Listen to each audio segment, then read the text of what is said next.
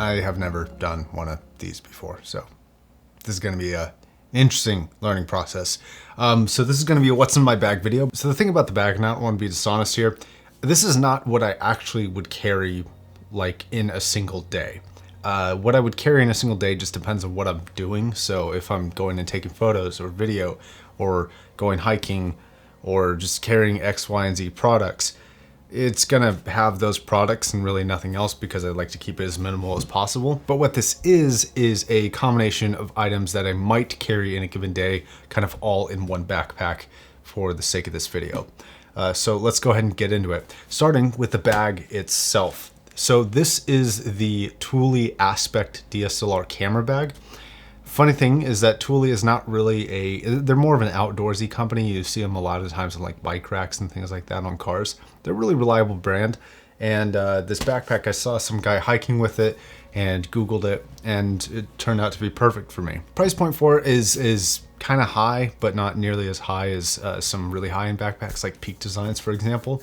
But it's pretty good and it works well for what I use it for. So as far as why this backpack works for me, one, I like the design of it. I like the little blue accents. I don't know why. It's just nice kind of minimal look. But the second reason is because this is actually a really nice backpack for a motorcycle. The helmet clears it really well. It doesn't have a whole lot of extra floppy bits or anything like that you know, smack around and fling into your eye when your helmet's open or anything like that.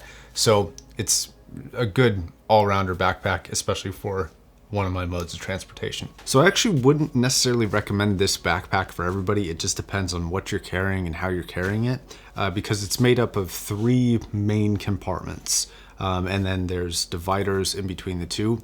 It can be hollowed out to be like have one big item in there, but it's not really stretchy at all. So your likelihood of fitting something big in there, like a cardboard box, for example, I would pick a different backpack for stuff like that. But you do have the front flap over here, which is a compartment of its own. And then you have this main kind of compartment that makes up the outside of just one of the sides that has all of the kind of camera equipment that you would put in there. So this is going to kind of be work/travel themed. So I would have a iPad instead of the Mac Pro. I really like the iPads. They're just fantastic devices. This is the 12.9 inch. The latest year, whatever model year it is. Case on it because in a backpack, bending would be a problem, especially because the slot for it is the closest to the back and it's not higher up where it's not going to have any back pressure on it. So definitely get a case for the iPad if you have this. Mac Pro, probably not a big deal, but the iPad, yeah. This is something I wouldn't really carry that much. I'd probably handhold a bigger one, but it's a small tripod. You know, if I'm going somewhere where I just need something to be super stable, this will do the job. There's nothing really special about this particular tripod. It's just lightweight and folds up relatively compactly. Now on the front, 2 things that I probably don't utilize enough, and I probably should, which is going to be a 2020 planner. I don't use this as much as I would like to, but you know, it's nice to have if you need it. And then I have a spider checker for checking white balance and colors. Okay, so the main compartment basically houses some extra camera accessories. So I'll have this very small tripod that just kind of extends out like that, and you can really place this anywhere small, and it isn't too tall, and it's a whole lot smaller than this. This is kind of a weird one, but a Countryman mic system, and this actually has the Rode Wireless Go system inside of it. So I combined the 2, so there's these small wireless transmitters, and then the pickup is a Countryman B6, and it's real compact lavalier mic. It's great for running gun scenarios. It doesn't sound as good as something like a full-size shotgun mic like I'm using now, but it is passable, and it definitely does in a pinch for sure. It's more than competent. Although notably, I don't really film all that much stuff outside. I really should, because I like being outside, but a lens and sensor cleaner or a enema system, whatever you're into.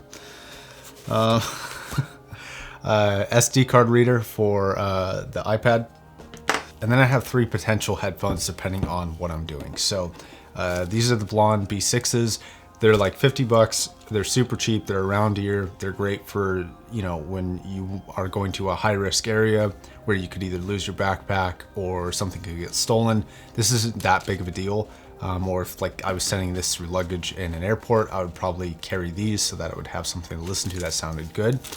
I do carry AirPods, and I use these quite a lot for things that I like the sound isolation for, or things that I don't want to put wires on, like working out. These are great for that. Like, I love these for working out. And then you have the big boys, which are the Fur M5s, which are a very expensive IEM, but they sound fantastic. And you know, I would only really take these somewhere if I had the backpack with me 100% of the time. Like, if it was never gonna leave my back or like at my side and it was always gonna be with me, then I'd be comfortable taking this, but otherwise I'd just stick with the B6s. Quite a big difference in price tag, you know, 2,800 bucks versus 50, but it's worth taking it, and IEMs are made to be mobile. So that's it for the top compartment. The bottom compartment doesn't have that many pieces in it, and it's pretty modular, and it comes with, of course, like the different walls that you can make to divide off areas for different lenses or whatever you happen to have. For my run and gun scenarios, I pretty much just use one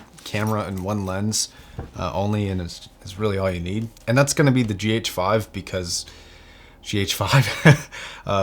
I was talking with DMS the other day, who is also another audio reviewer, and he's really big into cameras and stuff like that. And the GH5, like, for the money, is just such an insane camera, and it really hasn't been overtaken for the cost, even by today's cameras. Like, the X-T4 is insane, the Pocket 4K is pretty cool, but like for total video features and usability and just all that this camera can do, it's just hard to beat this thing. The new A7 III looks, A7S III looks really promising, but it's substantially higher cost. Like, if you get a native lens for that, you're talking like $4,500 just for the body and the lens together, whereas this body alone is just, I think, over 1,300, right? It's like 1,397, I think. And then a Viltrox speed adapter. I probably should have gone with the Metabones now that I think about it, because the weird color cast it really low apertures on the Viltrox, but it does the job. And then the classic 18 to 35. And this camera system right here is just absolutely bonkers. The resolution capability of the GH5 and how clear the 4K is, even for 4K, it's really good 4K. You know, if you set this to 35 millimeter, because of the stabilization in this, you could crop in like 200%, and you basically double your focal length or anything in between, and it's just gonna look amazing. And the 4K capability with the slow-mo that you can put in this, the color grades that you can apply to this, the stabilization, that's why I would use something like this for a run and gun camera rather than the A6300, which I use for my daily studio camera. I think the A6300 looks better for certain scenarios, like artificial lighting, like what I'm doing right now, than this does, at least with what I'm able to color grade. But like real world scenarios, I find this to look far better, especially out of camera, than the A6300. It's got stabilization, all that stuff. Okay, so the last thing in here is not really tech, but just hear me out here. So it's actually a pair of Merrell, or Merrell, whatever you want to call it. They're like hiking shoes. They're weird, okay, I know.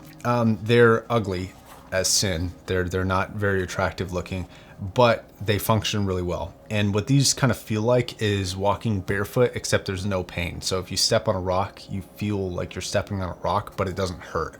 And I love hiking in really minimal shoes. Like, I never wear hiking boots. I hate it. I can't stand the heavy, cloggy shoes that you have to walk around in for hiking. So a shoe like this for me is perfect. And it's even more perfect because they're extremely lightweight, and they fit in something like a backpack, and you can just crunch them up. You'd even roll these up if you wanted to get them real tight, and they're just going to, you know, be solid. And as a shoe investment, they're not that expensive. I love them, but they're definitely not for everybody. Okay, that is what's in my bag. So thank you for watching.